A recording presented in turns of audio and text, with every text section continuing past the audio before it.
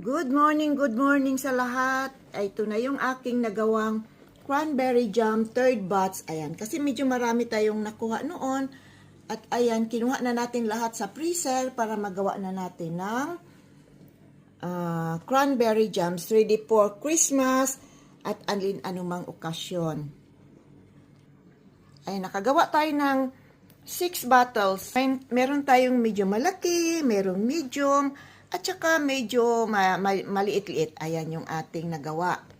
Kaya mga kaludes, mga kaibigan, ayan, pag meron kayong mga empty bottles na pwedeng gamitin sa kusina, linisan lang at sterilize at pwedeng gawin na sa ating mga lulutuin.